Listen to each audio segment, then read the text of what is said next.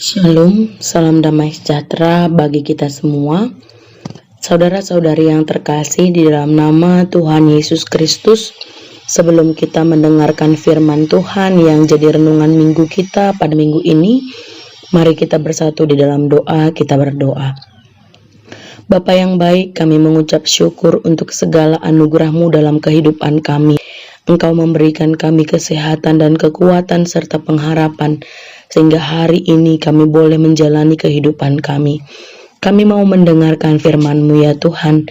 Biarlah Engkau boleh memberikan kami kekuatan, kemampuan untuk mengerti firman-Mu, sehingga firman-Mu boleh menjadi pelita dalam kehidupan kami. Berfirmanlah ya Tuhan, karena kami sudah siap untuk mendengarkannya. Di dalam nama anak-Mu Yesus Kristus, kami berdoa dan mengucapkan syukur. Amin. Saudara-saudari yang terkasih di dalam nama Tuhan Yesus Kristus, firman Tuhan yang jadi renungan kita pada minggu ini diambil dari Mazmur 90 ayat 1 sampai dengan ayat yang ke-12. Berkata demikian bagi kita semua. Allah tempat perlindungan yang kekal. Doa Musa abdi Allah. Tuhan, Engkaulah tempat perteduhan kami turun-temurun, sebelum gunung-gunung dilahirkan, dan bumi dan dunia diperanakkan, bahkan dari selama-lamanya sampai selama-lamanya, Engkaulah Allah. Engkau mengembalikan manusia kepada debu, dan berkata, kembalilah hai anak-anak manusia. Sebab di matamu 1000 tahun sama seperti hari kemarin, apabila berlalu, atau seperti suatu giliran jaga di waktu malam. Engkau menghanyutkan manusia, mereka seperti mimpi, seperti rumput yang bertumbuh, di waktu pagi berkembang dan bertumbuh, di waktu petang lisut dan layu. Sungguh kami habis lenyap karena murka-Mu, dan karena kehangatan amarah-Mu kami terkejut. Engkau menaruh kesalahan kami di hadapan-Mu, dan dosa kami yang tersembunyi dalam cahaya wajah-Mu. Sungguh, segala hari kami berlalu karena gemas-Mu. Kami menghabiskan tahun-tahun kami seperti keluh. Masa hidup kami 70 tahun, dan jika kami kuat 80 tahun, dan kebanggaannya adalah kesukaran dan penderitaan, sebab berlalunya buru-buru dan kami melayang lenyap. Siapakah yang mengenal kekuatan murka-Mu dan takut kepada gemas-Mu? Ajarlah kami menghitung hari-hari kami demikian, sehingga kami beroleh hati yang bijaksana. Amin. Sedemikian jauh firman Tuhan yang jadi renungan kita pada minggu ini. Saudara-saudari yang terkasih di dalam nama Tuhan Yesus Kristus, pertanyaan tentang kehidupan manusia adalah pertanyaan yang klasik, yang universal sifatnya. Misteri ini tercermin dari pertanyaan-pertanyaan, misalnya, dari mana asalku, mengapa aku ada, dan mengapa aku hidup, kemana aku pergi. Inilah pertanyaan yang telah berabad-abad ditanyakan manusia, dan manusia juga berusaha untuk mencari jawabannya. Bagaimana orang-orang memandang kehidupan ini? Ada berbagai jawabannya.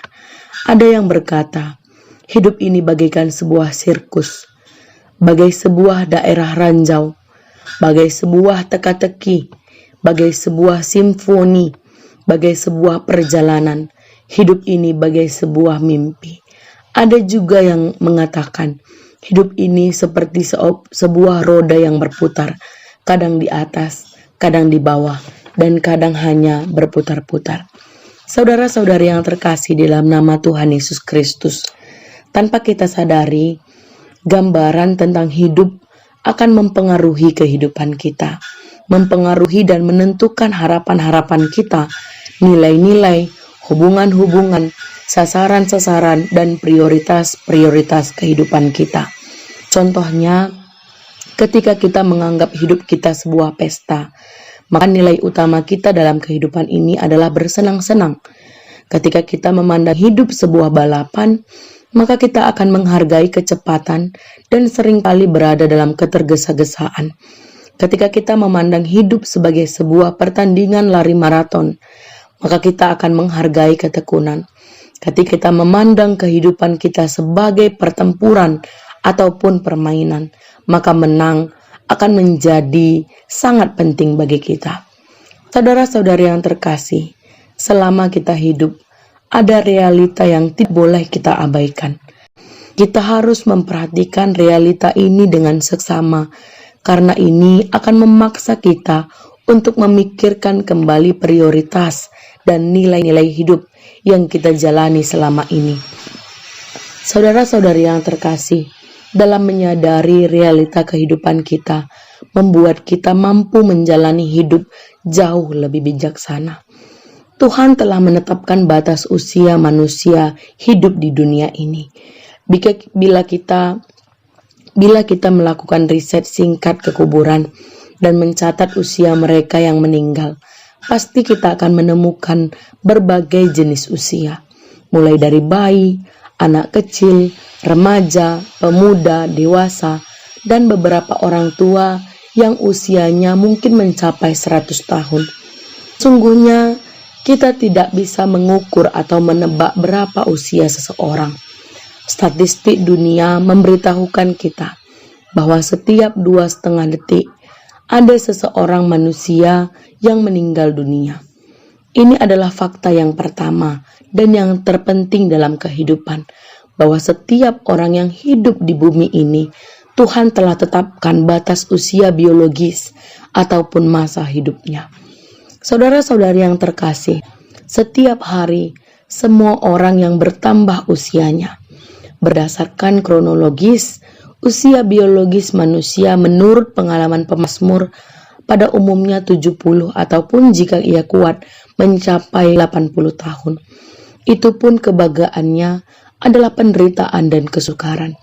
Pemazmur mengatakan, masa hidup kami 70 tahun, dan jika kami kuat 80 tahun, kebanggaannya adalah kesukaran dan penderitaan, sebab berlalunya buru-buru dan kami melayang lenyap.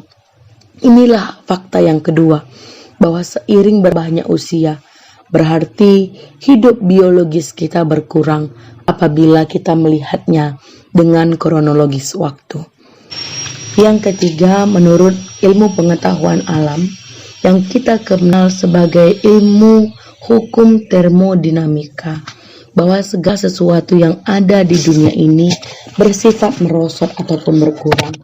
Contoh batu baterai, tanpa digunakan pun tenaga yang tersimpan akan semakin merosot. Gedung yang megah bila tidak dirawat menjadi lapuk dengan sendirinya. Taman bunga yang indah tanpa dirawat akan rusak dan dipenuhi semak belukar. Demikian juga hidup jasmaniah kita, manusia, akan juga merosot. Setiap orang yang seiring bertambahnya usia akan mengalami kemerosotan biologis. Sebagian orang berusaha menyangkali penuaan ini. Ada yang berusaha mempertahankan kemudaannya yang perlahan-lahan mulai hilang.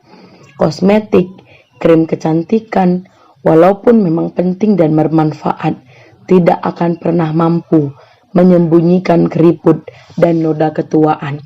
Inilah fakta yang ketiga, yang siapapun tidak mampu menahan proses penuaan.